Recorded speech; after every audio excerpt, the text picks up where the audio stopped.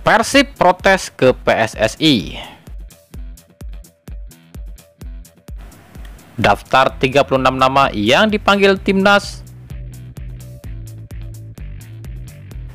Berita tim Liga 1 terbaru. Dan starting 11 pekan ketiga. Hai Rio Hotspot Lovers, inilah Rio Hotspot edisi kali ini. Tapi seperti biasa, sebelum kita lanjut ke videonya, mohon dukung channel ini agar terus berkembang dan bisa memberikan berita-berita informatif yang semoga saja bermanfaat untuk kita semua dengan cara klik subscribe, aktifkan notifikasi loncengnya, like, share, dan juga komen. Dan inilah Rio Hotspot selengkapnya.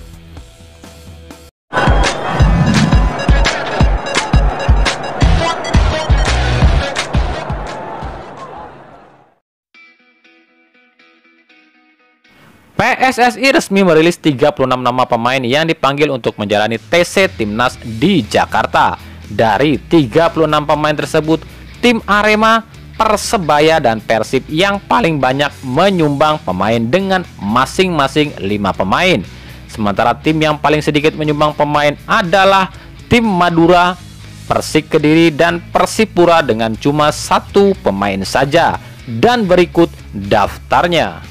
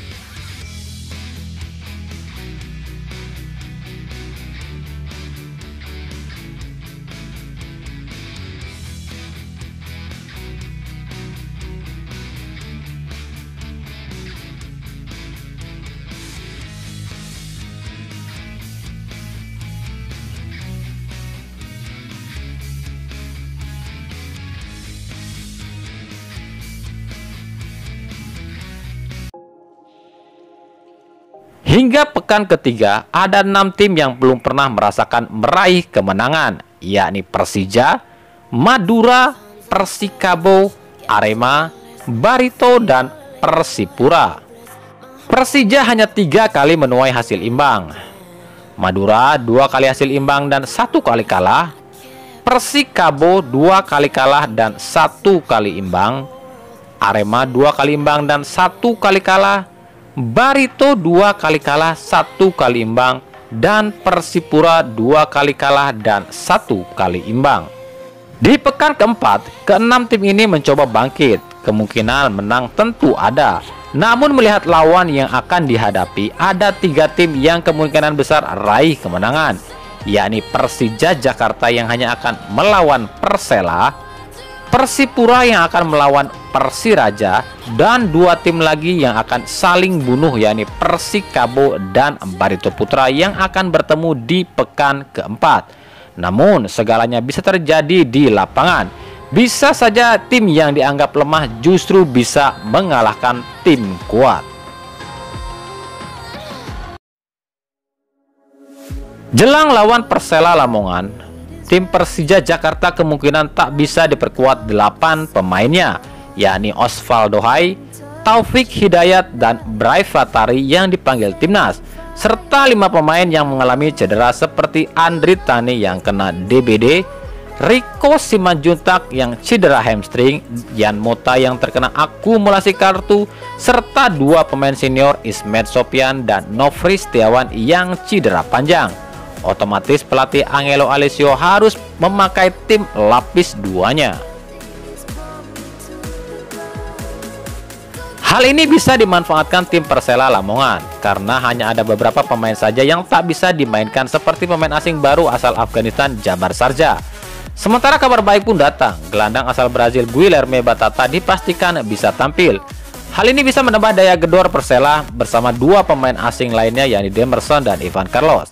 Namun, PR besar pun harus dibenahi tim Persela, di mana dalam laga terakhir kontra Persita, Persela justru kalah dari Persita yang kala itu hanya bermain dengan 10 pemain saja. PSS Sleman resmi memperkenalkan pemain asing terakhirnya, yakni penyerang asal Serbia Nemanja Kojic. Kojic sendiri telah tiba di Indonesia minggu lalu, namun belum bisa dimainkan kala kontra Arema. Namun kontra Madura United, pemain ini kemungkinan sudah bisa diturunkan. Nasib pelatih Arema Eduardo Almeida tinggal menghitung hari. Manajemen Arema memberikan waktu hingga seri 1 berakhir untuk Eduardo memperbaiki performa tim Arema. Namun batas waktu itu bisa saja dipercepat jika di laga selanjutnya Arema kembali menuai hasil buruk. Selain Eduardo, pemain asing pun tak luput dari teguran. Ia adalah Carlos Fortes, penyerang asal Portugal yang tercatat sebagai salah satu pemain asing termahal Liga 1 2021 itu pun dapat teguran. Jika tak bisa berkembang, ada kemungkinan ia pun dilepas. Persib mengirimkan surat protes ke PSSI terkait banyaknya kartu kuning yang diterima Persib. Menurut pihak Persib melalui pelatih Robert Renaabet, mengaku ini tak lazim dan sudah keterlaluan. Wasit selalu gampang mengeluarkan kartu kuning kepada Persib. Tercatat 11 kartu kuning dari 3 laga yang didapat Persib, dan inilah rinciannya. Hal ini jelas merugikan Persib, bukan hanya dari segi materi namun juga mental. Jika satu kartu kuning saja seharga 5 juta rupiah, maka artinya dari 3 laga Persib telah mengeluarkan dana sebesar 55 juta. Belum lagi dari sisi mental, para pemain Persib akan sulit berkembang dalam pertandingan karena dihantui mudahnya dapat kartu. Belum lagi jika berturut-turut kena kartu, otomatis akan absen di laga selanjutnya. Seperti yang dialami Maklok, Ardi Idrus, dan Ezra Walian. Jika dalam laga selanjutnya dapat kartu lagi, maka dipastikan absen saat dalam laga selanjutnya. Ini sudah tidak lazim. Saya tidak setuju dengan ini. Jika kalian melihatnya, beberapa kartu kuning tidak perlu kami dapat, tapi wasit selalu dengan mudah memberi kartu kuning kepada kami. Kami memang sudah mengirim surat protes ke PSSI karena tidak setuju dengan mayoritas dari kartu kuning itu. Ada banyak keputusan yang aneh yang mengakibatkan kartu kuning, ujar Robert Renaabet. Namun kabar baik pun menghampiri Persib. Diketahui PSSI memberikan kelonggaran bagi Persib untuk masih bisa menggunakan para pemain yang dipanggil ke timnas seperti Febri Haryadi, Victor Igbonepo, Ezra Walian, Akil Safik, dan Bayu Pikri. Dari 5 pemain ini memang telah gabung dengan timnas, tapi pihak Persib meminta agar Kamis 23 September nanti kelima pemain ini bisa pulang dulu untuk membela Persib, dan itu disetujui. Ini artinya saat kontra Borneo nanti kelima pemain ini masih ada dalam line up. PT LIB resmi merilis starting 11 terbaik pekan ketiga, dan ini rekapnya. Di bawah Mister, PT LIB memilih kiper Barito Aditya Harlan yang mampu melakukan 5 penyelamatan ke gawangnya saat kontra Borneo. Lini belakang diisi oleh Mario Maslak dari PSS Sleman, Erwin Gutawa dari PSM Makassar, Bagus Nirwanto dari PSS Sleman, dan Edo Febriansah dari Persita Tangerang. Lini tengah ada Brua Nuri asal Bali United, Jonathan Kantilana asal PSIS Semarang, dan Beckham Putra Nugraha dari Persib.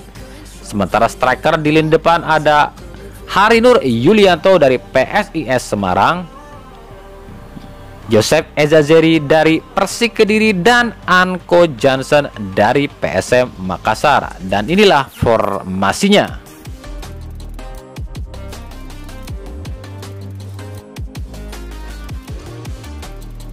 Nah, itulah tadi Rio Sport edisi kali ini.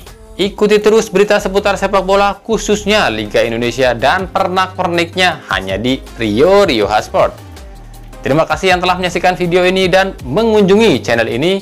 Kritik dan saran tetap kami nantikan di kolom komentar atau di media sosial kami di bawah ini.